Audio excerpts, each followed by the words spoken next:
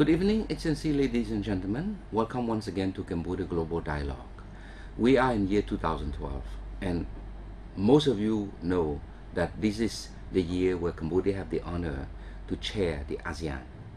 And I think it's important that we take this opportunity to build the awareness, within the Cambodian population, the business community, the policymaker, on the importance of this ASEAN membership and why Cambodia should work hard to benefit this opportunity in the context of a large enlargement, the enlargement of a market.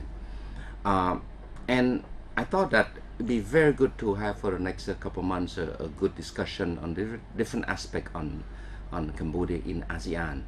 And today I have the pleasure to have with me a good friend, a colleague from the Cambodia Development Resource Institute that everybody knows as a CDRI, Larry Strange. Larry, welcome. Welcome once again. Thank you, Siphana. It's great to be back here. Larry and I, we work together in CDRI. Larry is the executive director of CDRI, and I happen to be honored to be chairing the institute for the next 3 years. And we are passionate about regionalization, and in this context, how Cambodia, could and should benefit from this regional dynamics. Larry, let's move to one thing that I find very exciting. That CDI has been commissioned by the Asian Development Bank Institute, in Tokyo. And to commission a study on ASEAN 2030, growing together for economic prosperity and the challenge. And I think it'd be good we can start the context with that. And thank you, Siphana. As you say, it's a very important year for Cambodia and for ASEAN. And CDRI has been very honored to be commissioned by the ADB Institute in Tokyo to prepare a Cambodia background paper. This is to support a broader publication that will bring together all the major challenges that face ASEAN as an institution and as a region, but also the individual nations and economies within ASEAN. There are a set of 10 ASEAN country background papers, of which CDRI is the author of the background paper on Cambodia.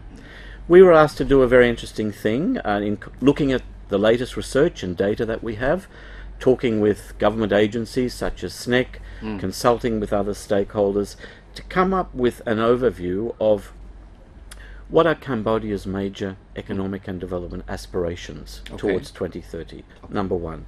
Second, where is the economy at now? Where is the economy and Cambodia's development trajectory hoped to be by 2030? What are the important issues for Cambodia in ASEAN and the broader Asian region, and what are some of the important policy options that should be considered so Cambodia can successfully meet its aspirations. And underneath all this, we were asked to prepare what's called a SWOT analysis, strengths, weaknesses, opportunities and threats facing Cambodia and its economic and development well-being into the future. So, in a nutshell, what's the finding? Well, it's hard to put it in a nutshell, but let me just focus on some of the major issues that have emerged. Let's focus on Cambodia's strengths for a start. Prolonged period of peace, security and political stability. Very high growth record over the past decade or more, with the glitch of the global financial crisis and the economic downturn, and a very successful transformation to an open market economy. Very effective macroeconomic management of the economy over that period. Very strong and positive government-private sector consultation and awareness, bringing the private sector in as a partner in Cambodia's development. Very importantly, Cambodia's very positive geopolitical location. We are in the middle of the Greater Mekong sub-region, we are in the middle of ASEAN, and we have very significant and deepening relationships with other major players such as China, South Korea, Japan to the north, Australia to the south, India to the west, and of course very positive relationships with the United States and Europe. So Cambodia is in a very positive political space to work with others. And particularly in the context of this year, when we'll be chairing the ASEAN, and this good relationship with the various ASEAN member, the development partner, this is important, because at the end of the day, it's all about, relation, it's perception, on how we can benefit from each other relation. But I before I move to the other aspect of the SWOT analysis, but the last point you mentioned is very important, because this so-called this connectivity, this physical connectivity, I say that during the Cold War, this is bad, because you get caught in between two major bloc, right? Vietnam on one side, 80 some million, Thailand the other side, 70 some million. It's very difficult to get caught in between, because you become the buffer between two major pressure. But when the opposite thing happened, which is when there's no more Cold War, it's the economic growth. It's great to be caught in between two major markets now. Yeah. Right. It is, and I think in a way that's both an opportunity and a challenge. Yes. Because on the one side, Cambodia is remarkably well placed, and as we see the successful unfolding of the GMS infrastructure program, we see extraordinarily improved physical connectivity between Cambodia, Thailand, Laos, Vietnam, Myanmar, the southern provinces, Yunnan and Guangxi provinces of China. This will transform the capacity of goods and services and people to move between those neighboring countries. That's the positive side. On the challenging side, the soft infrastructure, the building of the capacity of national institutions, issues like the smooth processing of cross-border transactions, trade facilitation, we are still not doing well enough. We are not alone in Cambodia. There's our challenges for Laos, for Vietnam, especially for Myanmar. But where I think maybe can I cut you on this one? Of course. Since you mentioned about this cross-border thing, I see two things. One is the cross-border of goods, and then the other thing is the cross-border of services. I think ASEAN is doing very well up to now in terms of cross-border of services, right? Because the fact that I can fly to Bangkok, I can fly to KL, I can fly to Singapore without having a visa, for example. This is really a good stimulus for exchange, like I say, of services, right? In terms of tourism, in terms of this side of the fence. But I agree with you that in the cross-border of goods, we still have to work harder in terms of trade facilitation of goods, for example, border agency, streamlining procedure, that sort of thing. Please. No, I agree, Siphana, and where it gets critical, in our study, it confirms government policy, the views of the private sector, the views of the development partners.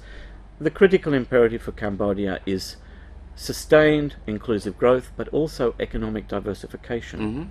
So this means not only deepening the quality and success of the agricultural sector, and the successful tourism and garment manufacturing sectors, but also ensuring that we attract the right sort of foreign investment, both from foreign sources and domestically, and we have the right skills basis to broaden the industrial manufacturing sector. Already there are some very positive developments. For example, very high quality companies like Minabir and others coming in to do light electronics manufacturing. This is exactly what economic diversification is about. But going back to your point, regional integration and quality corporations from ASEAN, China, Korea, Japan, Australia, and of course the Northern Hemisphere as well. But this is where your point is very important. This can only be, we can only maximize its success if this connectivity and the flow of goods and the processing of cross-border transactions is working effectively. Now, the good news on this is that there is something called the ASEAN scorecard, which measures every couple of years the preparedness, you mean, the preparedness of each ASEAN country and economy for the ASEAN Economic Community, the goal to be established by 2015. To be frank, it's not likely it will be fully successful in its establishment, but very considerable Okay. progress will be made. But when you look at this scorecard and the most recent assessment, which was sometime in early 2010, it's very interesting to note that Cambodia, when we are measured delivering the key deliverables for ASEAN economic community, Cambodia comes in number 3 in ASEAN, behind Singapore and Malaysia. Many people are very surprised about this. Why is it so? Two important reasons. Firstly, the openness of the Cambodian economy, due to its accession to the World Trade Organization, which you were very much involved in 2004, has meant that Cambodia is already more open than several of the other ASEAN economies. That's one important reason. Second, there has been a strong commitment from the Cambodian government. Commitment to ASEAN, commitment to ASEAN economic community. There are still some challenges in terms of investment, financial services flows, etc. But the biggest weakness is this issue of cross-border transactions and the accessibility of much of the important literature about the ASEAN economic community in Khmer and a deeper engagement of the private sector to identify their opportunities. I really concur with you on this one, because I find that up to now, and you know, last month when I have a chance to discuss with Dr. Surin Pitsavan, the Secretary General of ASEAN, I say that the challenge for ASEAN is to turn the perception of ASEAN diplomacy into an ASEAN business. Because until the business people start seeing the benefit, you will not succeed in economic integration. That's the word economic, is not diplomacy integration, right? So anyway, but on the that's the weakness, right? Any threat you see? Before we get to the threat, can I just mention one other great asset that we have to manage very carefully? Cambodia has one of the youngest populations in the world. That's it.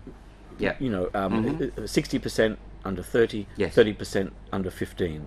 Each year, 300 to 400,000 new young people emerging into the labour market, into the workforce.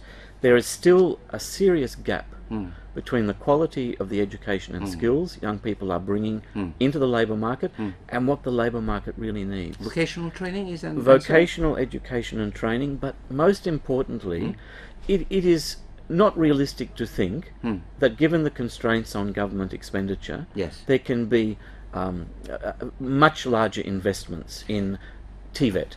What we need is more focused government investment, but yes, you are ahead of me, more creative public-private partnerships. That's it. With quality private investment coming in to invest in quality tertiary education and vocational education and training institutions, but most importantly, to acknowledge that much of the high-quality vocational training is going on within enterprises themselves, especially in the finance sector, in tourism, in light manufacturing, including the garment industry.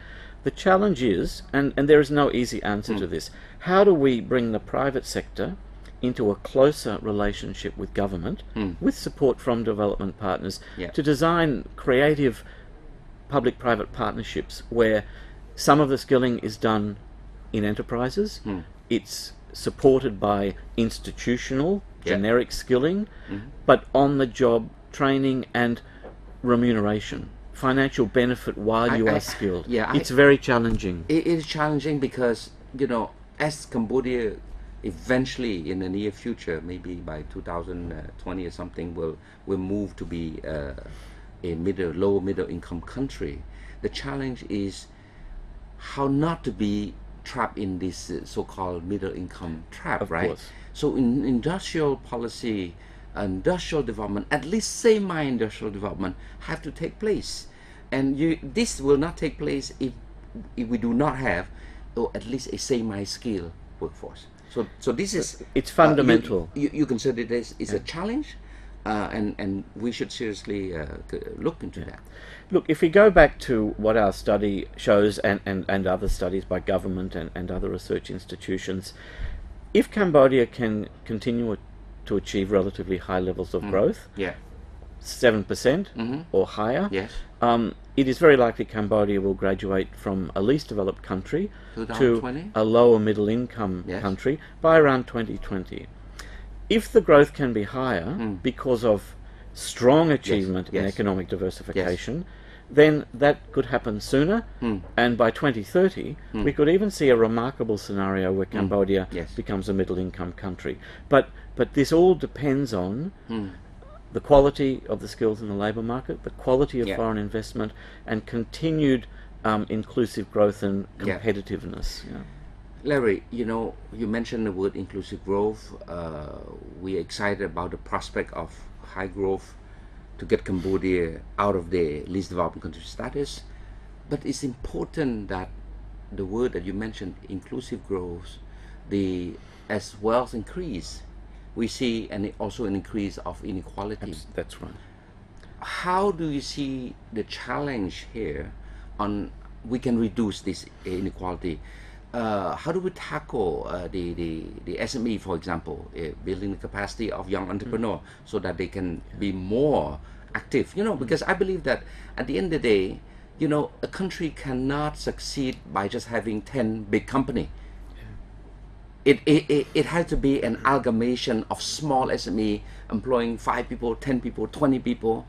And this is where I would say the reduction of inequality. Yeah. Look, inclusive growth can be either very complex or very simple, depending on how you approach it. But the key aspects are, one, high levels of growth, quality growth, economic diversification, growth that creates good jobs for young people. Exactly. And also a social protection mechanism, partly state-based, but also involving the private sector. These are the key aspects of inclusive growth. So they cover the rich, the middle class in their aspirations, young people who need good jobs that will help drive economic development, but also social protection measures that addresses the needs of the vulnerable and poor. Larry, I think on this theme of inclusive growth, you and I are working feverishly to prepare the upcoming CDRI ANZ conference economic outlook for 2012, which is our flagship event for the year, for every year.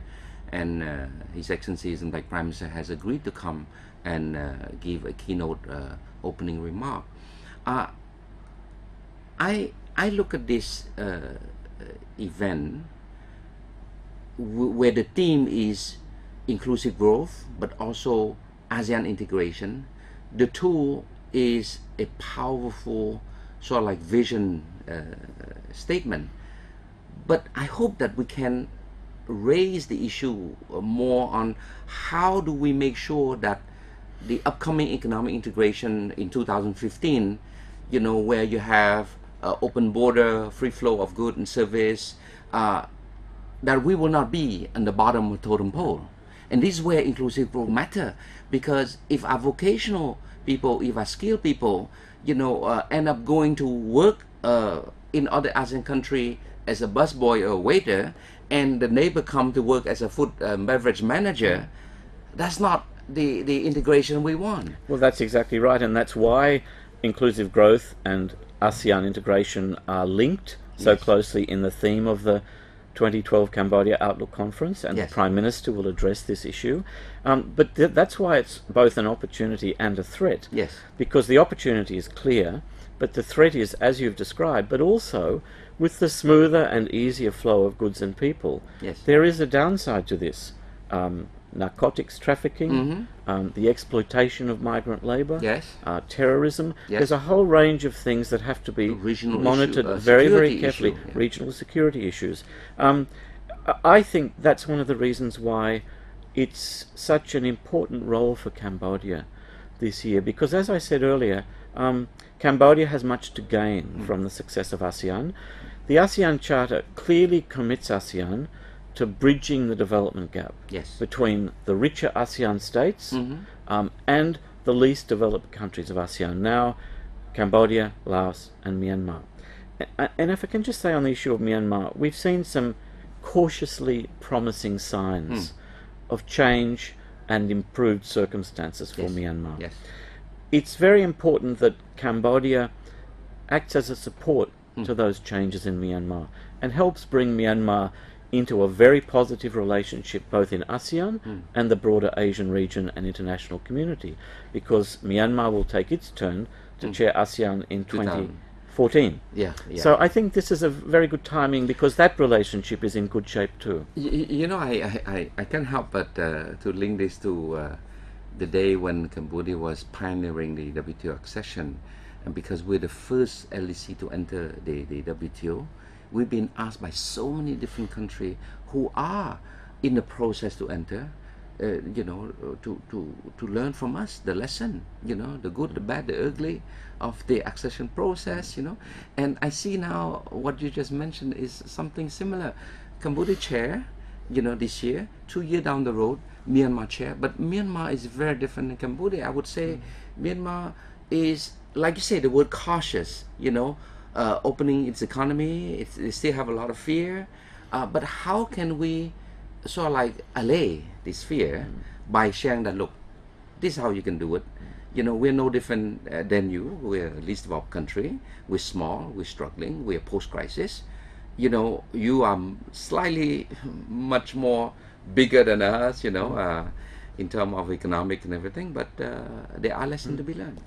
Well, there are, and you know, having been an outsider working in Cambodia now for more than 8 years, if I've learned anything, it's that each of the countries of our region have a very deep cultural, historical, social, economic context that must be understood and respected. Yes. And that's why I think for Cambodia to work with ASEAN to help engage Myanmar more Yes, positively yes. in openness and regional dialogue and economic development, it's a very positive thing, because Cambodia and its leadership respects the differences in the region and doesn't have a particular agenda to impose. This is a very important thing. Speaking of learning from each other, I mean, learning from what the history of CDI is also a good case.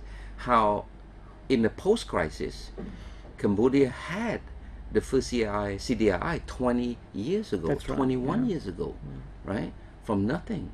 And look where CDRI is now, and playing a big role in terms of independent, you know, research, analysis, contribution to monitoring the government policy in a very independent and autonomous way. Look, this is an important point, and as you know, and your viewers might be interested in learning, CDRI has been in some recent very interesting discussions with people of goodwill in Myanmar, Yes. who are hoping to establish an MDRI, Yes. a Myanmar Development Resource Resource Institute, Institute, yeah. learning from and drawing from the CDRI model, Yes. but of course with its own features given the complexity of what's happening in Myanmar at the Yes. moment. And our commitment is to work as closely as possible with our colleagues in Myanmar, because the situation is they lack clear data. There has not been good analysis of the economy. There has been a suspicion of the credibility of the data, economic data. Yes, So we think, given the Cambodian experience, we can be helpful in a small way. This is Yes. a very good opportunity. Larry, we're coming to the end of the show, unfortunately, as always. Your last word. I think this is a very important year for Cambodia.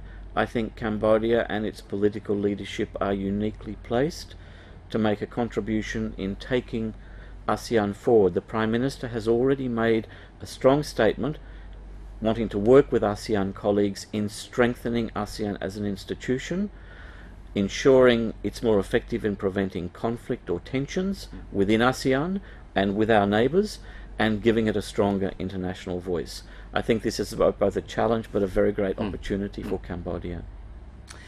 Thanks, Larry. Let me just say once again, thank you for coming for the second time to the show. Well, I have to invite you once a year at least. It's my pleasure. Yeah, but it's been quite a insightful discussion as to the strength, the weakness, the opportunity, and the threat of Cambodia. You know, as it moves forward to graduate from least developed country, try to take advantage of the regional context of a very dynamic, evolving regional architecture, in a context where this year we happen on a rotational basis, have the honor to take the chairmanship. And how can we take this opportunity to make sure that not just the Cambodian policymaker, the government official, but how do we make sure that the real economic actor, which is the private sector, the businessman, the entrepreneur, understand both the potential as well as the implication on their business? How do we make sure that, you know, our young population, people who are working in the education sector, in the vocational sector, appreciate the opportunity and the danger of succeeding or failing in educating our young workforce? You know, succeeding mean they can move to a better job where you can reduce, you know, growth, inequality, for example, and reduce aid dependency, which we didn't cover. Very important to move out of dependency on aid. Exactly. Yeah. And then if they fail, you know, which mean that we fail in benefiting from this regional integration. 2015 is not far away; it's 4 years away. But this is something that I think it's we're planting the seed of change. Like you say, we are lucky to have a strong political leadership that will that believe in economic liberalization, in globalization, in regionalization. So we should take advantage of that. I think people in our society, in our business community, or the political leadership should take opportunity, you know, in that thing. So I couldn't look agree forward. more. Yeah, I look forward for a great year. Yes. So once again, thank you, Larry. Thank you. Yeah, thank you. Excellency, ladies and gentlemen, I hope you start to get used a bit to the ASEAN, Cambodia, ASEAN integration, regionalization. You'll be hearing a lot for the next several months as Cambodia engage, you know, in its role as chair of ASEAN. And I plan to have other speakers to come to share different perspective on Cambodia and ASEAN. You know, from today we talk a lot about economics, but later on we may have people who can speak about more the people connectivity, the social and cultural side, and at one point also the important aspect of regional security, political issue, and how can we look at as a whole, you know, social, cultural, economic, trade, political, security, all these things in the context of a maturing Cambodia who can assert its position that we can be a very active role player in the regional context. And to me, it's a first step. First, you attain a national confidence, then you move to a regional confidence level, and then eventually, you know, play to become an actor in a global arena. So on that note, I thank you for listening to our show, and see you next week. Good night.